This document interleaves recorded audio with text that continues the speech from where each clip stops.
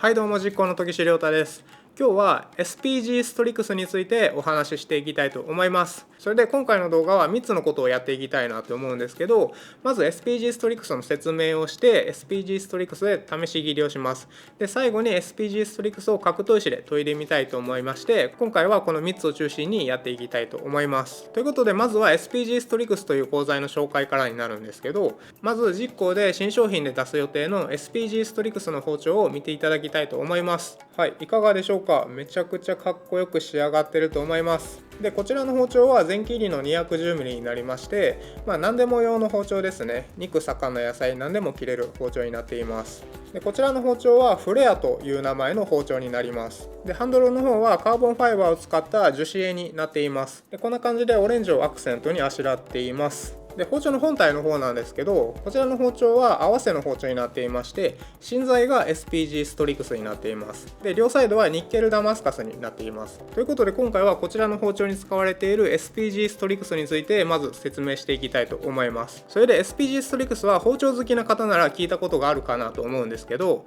SPG ストリクスは竹譜特殊鋼材の新しい鋼材になります。でこの SPG ストリクスは粉末ハイスコーの一種になるんですけど、竹譜特殊鋼材には他の粉末ハイスコーで SPG2、実行では SG2 と呼んでいる鋼材があるんですけど、その SG2 の兄弟鋼材みたいな感じでこの SPG ストリクスがあります。この SPG ストリクスの特徴を大きく分けると3つに分割することができまして、めちゃくちゃ切れ味がいいのと、かなり研ぎやすいっていうことで、最後に耐食性が高いっていうことになります。で順番に1つずつ説明していこうかなと思うんですけど、まず1つ目の切れ味がめちゃくちゃいいっていうところから説明していきたいと思います。でこちらの SPG ストリクスは粉末ハイスコーになるんですけど、粉末ハイスコーといえば他で有名な鋼材としては SG2 と ZDP189 などがあります。で粉末ハイスコの特徴としては、粉末冶金法という製法で作ることによって、炭化物を微細で均一にすることが可能な鋼材になっています。なので粉末ハイスコっていうのは元から炭化物がかなり微細になっているので、もともと切れ味がめちゃくちゃいい鋼材になっています。ただこの SPG ストリクスという鋼材はそこからさらに切れ味が良くなっています。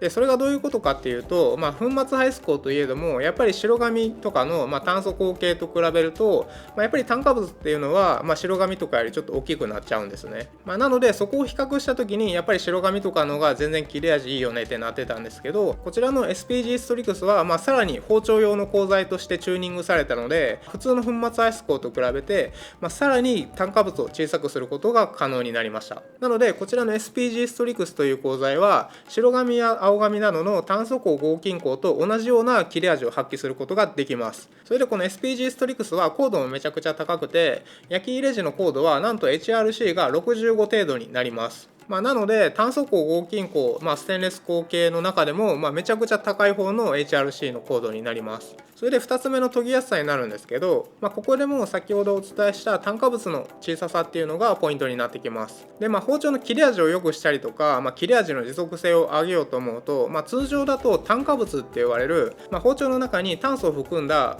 化合物があるんですけど、そちらの高度を高くするっていうのが一般的な流れになっていました。で、その炭化物を硬くすることによって、その炭化物が削れにくいので、切れ味の持続性が上がったりとか、炭化物が硬くなることによってより切断性能が上がるっていうのが、今までのやり方だったんですけど、こちらの SPG ストリクスに関しては、炭化物の硬さを上げるっていうよりも金属の素地の硬さを上げることに力を入れた鋼材になります。で、それがどういうことかっていうと、包丁の切れ味とか硬さに影響してくるのは炭化物と、素地っていうのが関係してくるんですけど、炭化物っていうのは先ほどお伝えしたような、炭素を含んだ、化合物になります。炭素とタングステンとかクロムとかが、ギュッて固まったやつが、炭化物になるんですけど、包丁っていうのはその炭化物だけでできてるわけじゃなくて、その素地って呼ばれる、金属、鉄の部分ですね。鉄がブワーっていっぱいあって、その中に炭化物がちょこちょこ埋め込まれているような構造になっています。炭化物が硬くなれば硬くなるほど、削れにくく、研ぐのが難しい鋼材になってくるんですけど、今回のこの SPG ストリククスは、素地の方に力を入れて作ってる包丁になるので、炭化物の硬さっていうのはめちゃくちゃ硬いわけじゃないんですね。なので砥石で研ぐ時に、炭化物もそんなに硬くないので砥石で削れやすいっていう鋼材になっています。こちらの SPG ストリクスは、炭化物の硬さを硬くするっていうよりも素地の硬さを硬くした鋼材になります。で、それがどういうことかっていうと、炭化物の硬さは普通の粉末ハイスコーとかと比べると、普通の粉末ハイスコーよりも硬くはないんですけれども、素地の硬さが粉末ハイスコーよりもだいぶ硬くなっています。なので HRC も高くなっているっていう感じになるんですけど、素地が硬くなるってことは、刃先をめちゃくちゃ鋭利にとんがらしても、硬さは結構硬い状態のままいてくれるので、かなり鋭い刃をつけることができます。で、普通の鋼材だと炭化物はめちゃ硬いんですけど、素地がめちゃくちゃ硬いわけじゃないので、薄くすると、刃先が結構弱くなって、ふにゃふにゃってなったりとか、炭化物が大きかったりすると、その炭化物がポロって落ちて、破れるっていう現象とかが起きてきて、刃先がちょっと薄く研いだのに刃先がビリビリっていう、ちょっとちっちゃい欠けがいっぱいできるみたいな現象が起きることがあります。で、そういった現象がこの SPG ストリクスは少なくなるっていう感じになりますね。炭化物を必死こいて、削る必要がないので、こちらの鋼材は研ぎやすい鋼材になっています。といってもこの説明だけではなかなか分かりにくいと思うので、また後で、格闘石で実際に研いでみたいと思います。で、最後の3つ目なんですけど、3つ目は耐食性が高いというところになるんですけど、この耐食性の高さっていうのは、通常のステンレス鋼と比べてもめちゃくちゃ耐食性の高い鋼材になっています。なのでこちらの SPG ストリクスという鋼材は切れ味もめちゃくちゃ良くて、さらに研ぎやすいのに錆びにくいっていう鋼材になっています。で、通常、切れ味めっちゃ良くしたりとか、研ぎやすくしたりとか、高度をかなり高くしようとすると、錆びにくさっていうのはちょっと低下してしまうのが一般的な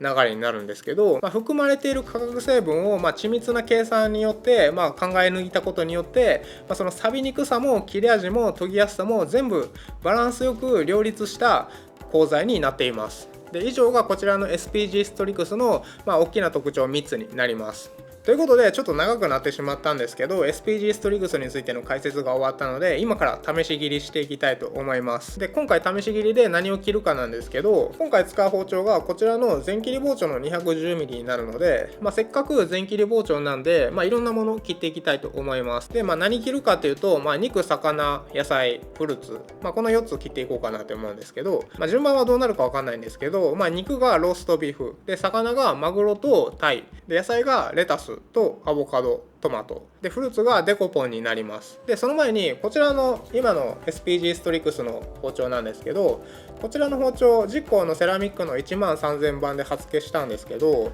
この刃付けもこの13000番の効果がめちゃくちゃ乗りやすいので、めっちゃ切れ味よく仕上がっています。で、どんな感じの切れ味かっていうと、とりあえずこちらの紙で試し切りしていこうかなと思います。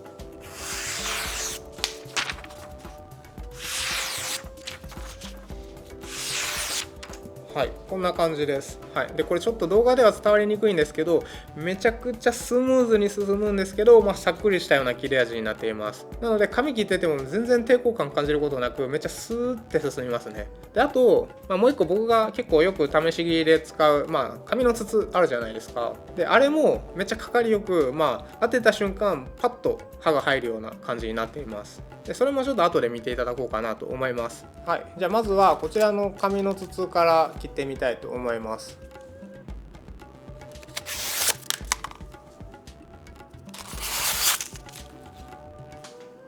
じゃあ次は食材切っていきたいと思います。はい、それじゃあ続いてはこちらのトマトを切っていきたいと思います。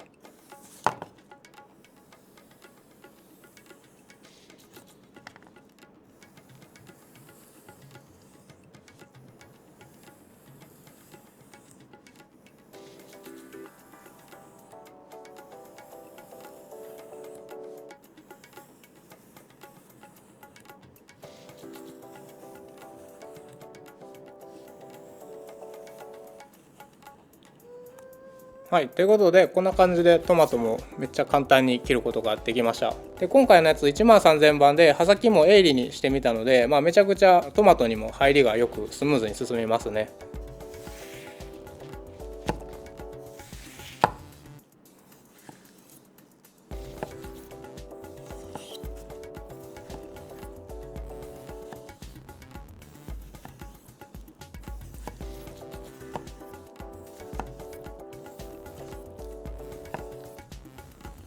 ということで先ほどデコポンを切ったんですけどいかがだったでしょうか。やっぱストリックス錆びにくさも兼ね備えているので、フルーツ切ってる間にもフルーツ変色したりとか、錆び臭さ移ったりもしないので、めちゃくちゃいいんじゃないかなと思います。で、切ってる感じもめっちゃスムーズで切れてるのが伝わったかなと思うんですけど、半分に切った後に何個か重ねて切っても、全然引っかかることなくスムーズにスッと切れたかなと思います。で、続いてはこちらのレタスを切っていきます。ということでレタスも切ってみたんですけど、こんな感じで全く潰れることなく綺麗に切れたかなと思います。でやっぱレタス潰れちゃったら変な苦みとかえぐみとか出てきちゃうので、こんな感じでスパッと切れたら美味しく食べれるんじゃないかなと思います。はい、それでは続いてはこちらのマグロを切っていきたいと思います。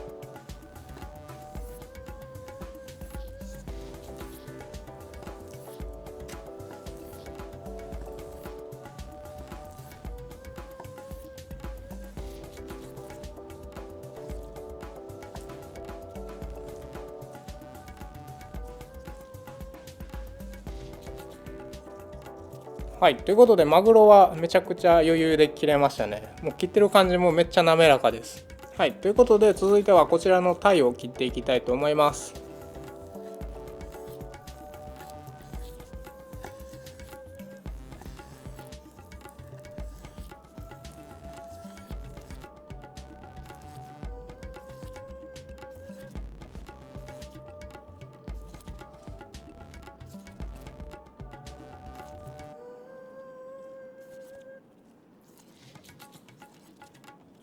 はい、ということでこんな感じでマグロとタイ切ることができました。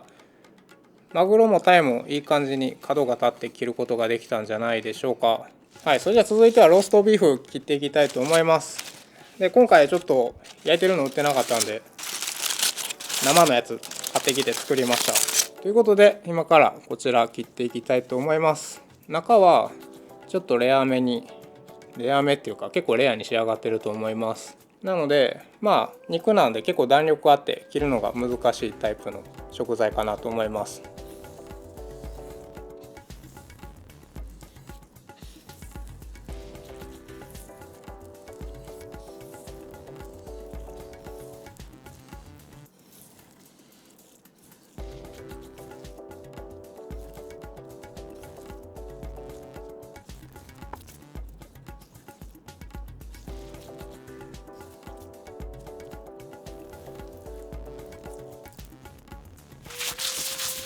はい、ということでこんな感じでローストビーフも切ることができました。いかがでしょうか。いやめちゃくちゃ綺麗に切れたんじゃないかなと思います。で全部1回で引き切ることができたので、切れ味の良さも伝わったんじゃないかなと思いますね。普通の包丁だとあれは切れ味良くても 2,3 回ギコギコしないと切れないかなと思うんですけど、1回で引き切れたのでいい感じに切れたのが伝わったんじゃないかなと思います。でこの断面もめっちゃ綺麗ですね。はい、じゃあ最後こちらアボカド切っていきたいと思います。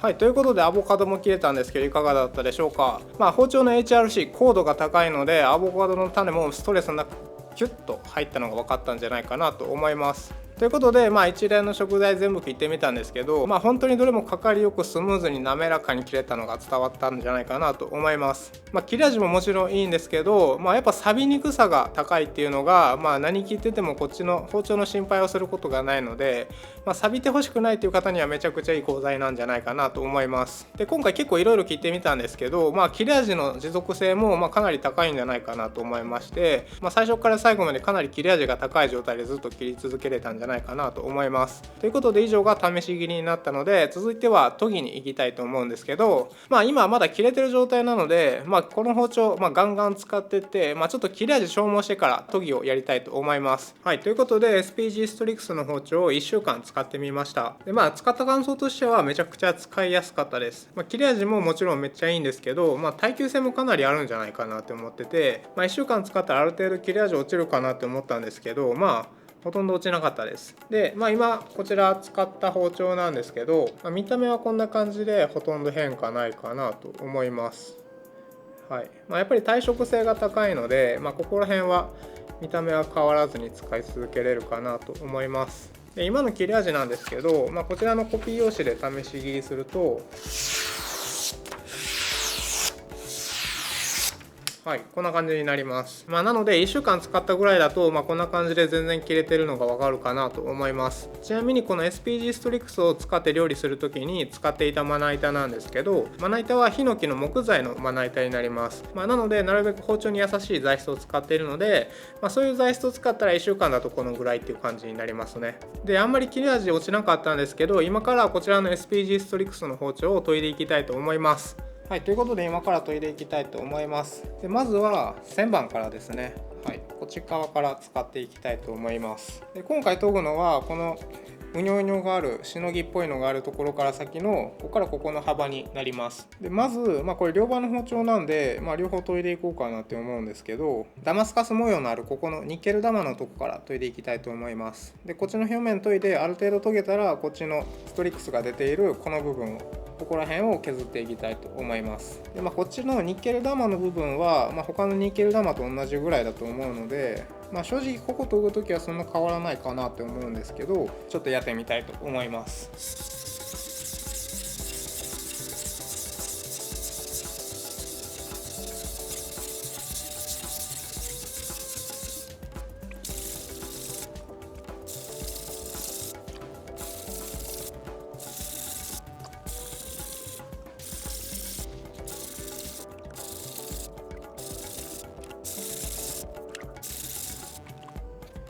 はい、ということでこのニッケル玉のとこを軽く研いでみたんですけど、こんな感じです。で、やっぱりここの部分は他のニッケル玉、うちで使ってるやつだと、ジャックとかロコ SG2 とかボコ SG2 とかと、そんなに変わってこないかなと思います。はい。で、まだちょっと製造の時の研ぎ目が横の研ぎ目が残ってるんですけど、今回試し研ぎなので、ちょっとこのままいきたいと思います。で、今このコバがついてるとこを、ちょっと薄く研いでいこうかなって思うんですけど、このコバを薄くしながらちょっとハマグリっぽく研いでいきたいと思います。で、この時は SPG ストリクスの出てる部分を重点的に研ぐので、ちょっと違いがわかるかなと思います。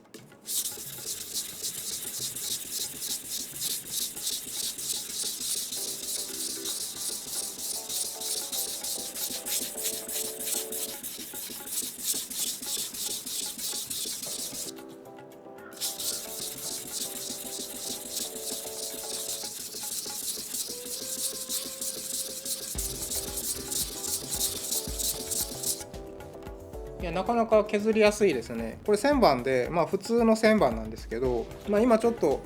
この SPG ストリックスが出てる部分削ってみたんですけど、かなりサクサク削れました。このコバがついてた部分を削ってたんですけど、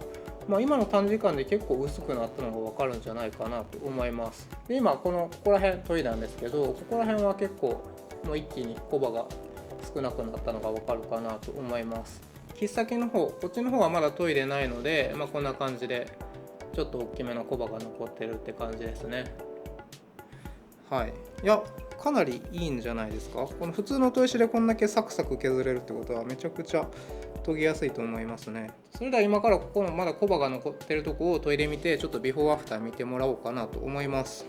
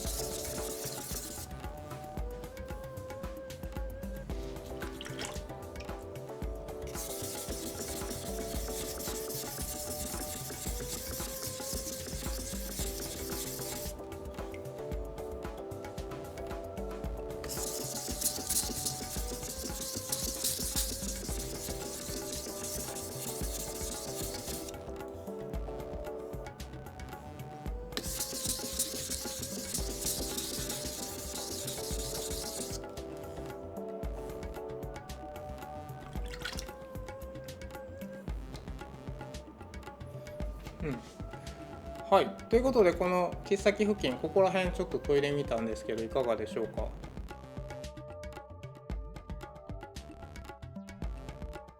いやかなり一気にコバ小さくなったのが分かるんじゃないかなと思います。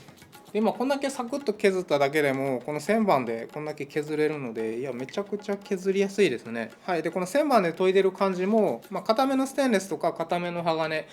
えば青紙スーパーとかはこういう旋盤で研いでても結構滑るような感じがあるんですけど、こちらのストリクスはめっちゃガツガツ削ってくれるような感じがあります。なので、結構研ぎ直しも楽なんじゃないかなと思いますね。はい、じゃあちょっと全体的にハマグリ刃にしていこうかなと思います。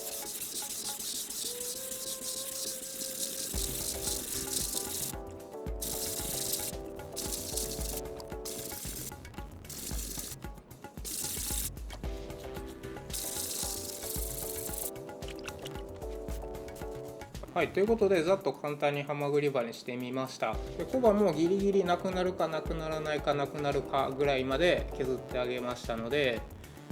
もう全然さっきと違うのが分かるかなと思います。でこっち裏側なんですけど、裏はまだ研いでないのでこんな感じでがっつりコバが見えてるかなと思います。はい、でこれを旋盤でざっと研いでコバをなくした感じがこんな感じになります。いやなかなかいい感じじゃないでしょうか。旋盤でもやっぱこんだけすぐ削ってくれるっていうのはいいですね。で僕いつも SG2 とか青紙スーパーとかちょっと硬めの包丁研ぐときはだいたい400番からスタートして、同じようなことやるんですけど、こちらの SPG ストレックスは旋盤から同じような作業ができるので、やっぱりなかなか研ぎやすい鋼材なんじゃないかなと思います。じゃあちょっと次裏行きたいと思います。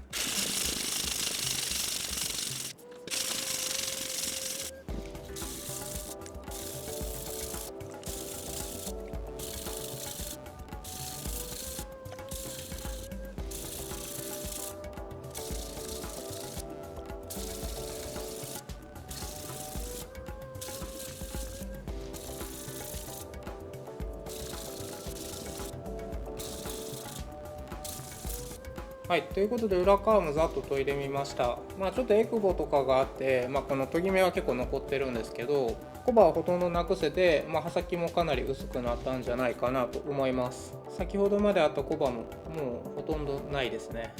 ということでこれで表裏終わったので、次仕上げ砥石6000番でやっていきたいと思います。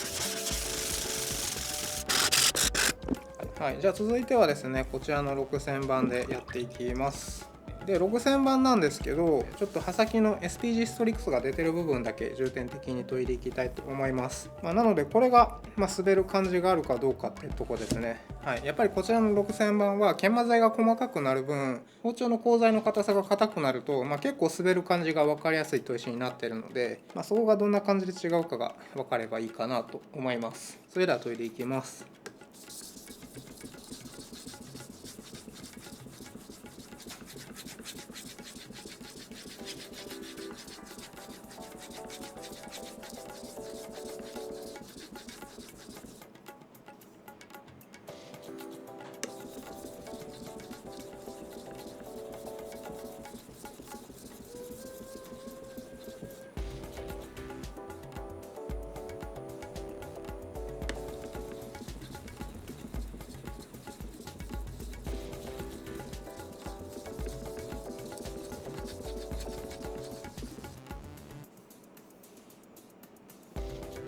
いいですね。いや全然滑る感じもなくよく食いついてくれてるかなと思いますね。ということで6000番軽く当ててみたんですけど、こんな感じで結構もう光ってきてるのが分かるかなと思います。でやっぱり研いでる時も全然滑ってる感じはなく、いい感じに6000番効かしてくれてる感じがありますね。でこんな感じで、すごく反応がいいので6000番の効きもめちゃくちゃいいんじゃないかなと思います。でちなみにこっちはまだ当ててない方になります。で今当ててるのはこの SPG ストリックスが出てるここから先の部分になるので、ここだけ光ってる感じですね。であとはこれ研ぎ進めていって、目詰まりしてどうなるかっていうとこも気になるので、ちょっとこのままやっていこうと思います。で目が詰まると、結構滑る感じがすごく分かりやすくなるので、それが分かったら面白いですね。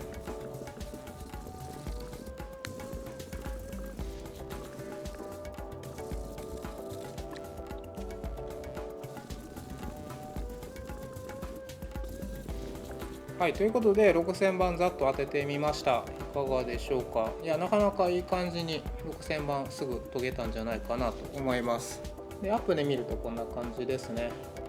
は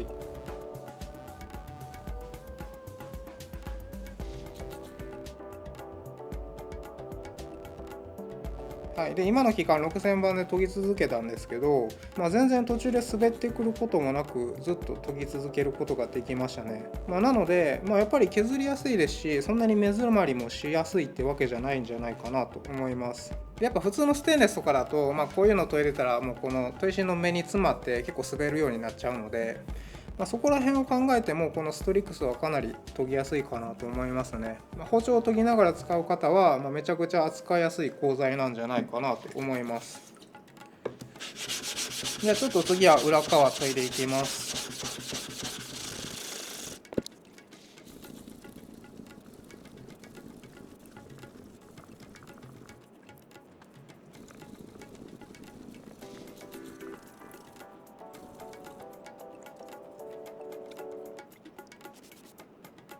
はい、ということで裏側も刃先重点的に当ててハマグリ刃にしてみたんですけど、いかがでしょうか。やっぱなかなか研ぎやすい包丁ですね。それでは最終仕上げで糸刃を引いていこうかなと思います。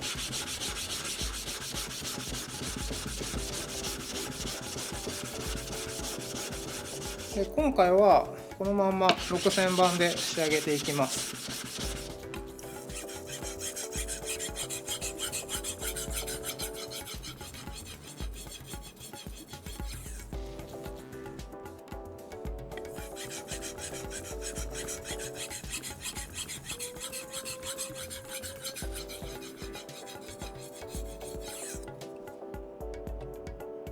はい、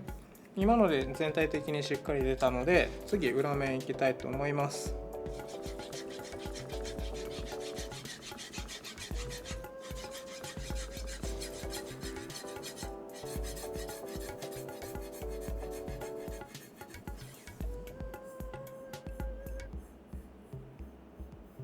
はい、ということで糸端も引けてこんな感じになります。はい、この刃先でちょっと光ってる筋みたいなのが糸端になります。今ちょうど人差し指があるところら辺が分かりやすいかなと思いますね。はい、ということで最後にバリ取りだけして試し切りしたいと思います。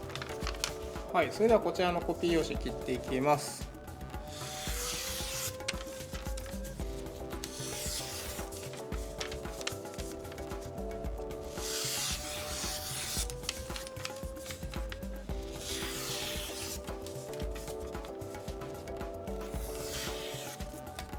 はい、いかがでしょうか。めちゃくちゃいい切れ味でしたね。それでハマグリ刃にして、ちっちゃい糸刃だけつけたので、もうこの紙切ってる時の抵抗感もめちゃくちゃ少なかったです。はい、でちなみにこちらのペーパータオルも切ってみたいと思います。こんな感じでペーパータオルもめっちゃすっぱり切ることができます。はい、それではもう一つこちらのコピー用紙の筒も切ってみたいと思います。6000番でハマグリ刃にして糸刃つけてみたんですけど、どんな感じで切れるのか楽しみですね。